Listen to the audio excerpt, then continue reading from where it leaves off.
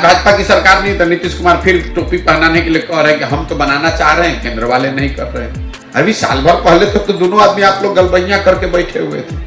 नीतीश कुमार बता रहे थे कि मोदी ही देश के महामानव हैं, आज कह रहे हैं कि मोदी से ही देश का बर्बादी होने वाला है। तो जब नीतीश कुमार को तो कुछ से मतलब नहीं है, ना उनको एम्स से मतलब है, ना बिहार की किसी परेशानी से मतलब है।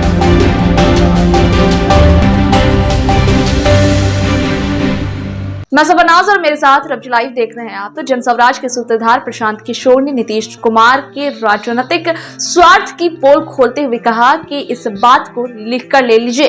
ऑन कैमरे पर यह बात बोल रहा हूं कि नीतीश कुमार की राजनीति का अंतिम दौर चल रहा है और कुछ महीने लगड़ाते हुए चल पाएंगे। उसके बाद लोकसभा के चुनाव के साथ ही जदयू पार्टी के संपूर्ण विघटन का प्रक्रिया शुरू हो जाएगा। ना दल बचेगा और ना ही कोई नेता बचेगा, कहानी खत्म हो जाएगी। उन्होंने कहा कि जब वो बीजेपी के साथ सत्ता में थे तो उन्हें समझ नहीं थी कि दरभंगा में एम्स होना चाहिए। बीजेपी के खिलाफ हुए तो उनको याद आ रहा है कि एम्स यहाँ होना चाहिए। उनके एम्स ना पहले बनाना, जी हाँ, उनको एम्स ना पहले बनाना था और ना ही अब बनाना है। बस उनको किसी न किसी तरह से अपनी राजनीतिक रोटी सेकनी है। जब नीतीश कुमार भाजपा के साथ थे तो भाजपा की ही कोटे से यहाँ स्वास्थ्य मंत्री थे। उस समय केंद्र में भी भाजपा की ही सरकार थी, क्यों नहीं एम्स बनाए? उस समय तो आपकी सरकार थी, आप ही स्वास्थ्य मंत्री थे, तो फिर आपने एम्स क्यों नहीं बनवाए? तब बीजेपी के नेता कहाँ थे जो आज हल्ला मचा रहे हैं? दरभंगा के हयाघाट प्रखंड में पत्रकार वार्ता के दौरान प्रशांत किशोर ने आगे कहा कि नीतीश कुमार जनता को फिर टोपी पहनाना चाह रहे हैं कि हम तो बनाना चाह रहे हैं लेकिन केंद्र सरकार नहीं चाह रही है, नहीं कर रही है वो काम। साल भर पहले तक तो दोनों आदमी गलबाहियां करके बैठे हुए थे।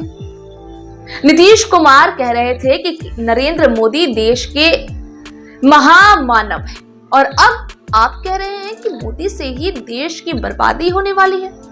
नीतीश कुमार को बिहार के लोगों की किसी परेशानी से कोई मतलब नहीं है। ये बात कह रहे प्रशांत किशोर। उन्होंने कहा कि नीतीश कुमार जो है उनको बिहार के लोगों की परेशानी से कोई मतलब नहीं है, सिर्फ एक ही मतलब जीवन में उनके बचा है कि किसी तरह से कुर्सी पर बने रहे।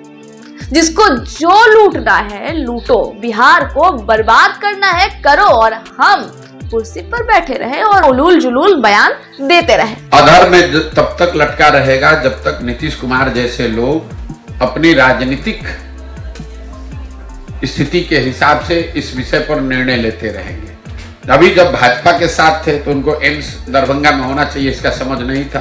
भाजपा के खिलाफ हुए तब उनको एम्स यहाँ होना चाहिए, क्योंकि उनको ना एम्स पहले बनाना था ना अभी बनाना है।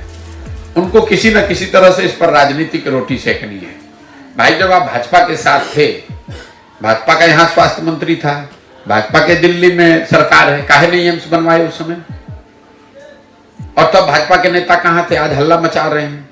आज भाजपा की सरकार नहीं तो नीतीश कुमार फिर टोपी पहनाने के लिए कह रहे हैं कि हम तो बनाना चाह रहे हैं, केंद्र वाले नहीं कर रहे हैं। अभी साल भर पहले तो दोनों आदमी आप लोग गलबैया करके बैठे हुए थे। नीतीश कुमार बता रहे थे कि मोदी ही देश के महामानव हैं, आज कह रहे हैं कि मोदी से ही देश का बर्बादी होने वाला है। तो जब नीतीश कुमार को तो कुछ से मतलब नहीं है, ना उनको एम्स से मतलब है, ना बिहार की किसी परेशानी से मतलब है। नीतीश कुमार को सिर्फ एक ही मतलब जीवन में अब बचा है, किसी तरह कुर्सी पर बने रहे। जिसको जो करना है करो, लूटना है लूटो, बिहार को बर्बाद करना है करो, हम कुर्सी पर बैठे रहे और उलूल जुलूल ज्ञान देते रहे। अब ये आदमी की उम्र हो गई। नीतीश कुमार के राजनीति का अंतिम दौर चल रहा है, कुछ महीना और लंगड़ाते गिरते पड़ते चल पाएंगे। उसके बाद लोकसभा का चुनाव और चुनाव के बाद जदयू के संपूर्ण विघटन की प्रक्रिया शुरू हो जाएगी। बात को लिख लीजिए और कैमरे पर बोल रहा हूं, लोकसभा चुनाव के बाद नीतीश कुमार के राजनीतिक पारी का अंतिम दौर ये चल रहा है। लोकसभा चुनाव के बाद जदयू का संपूर्ण रूप से विघटन हो जाएगा। न दल बचेगा, न नीतीश कुमार बचेंगे, न नेता बचेगा, कहानी खत्म। खैर, रिपोर्ट यहीं तक। फिर से रिपोर्ट के साथ होगी आपसे मुलाकात। दीजिए इजाजत, नमस्कार।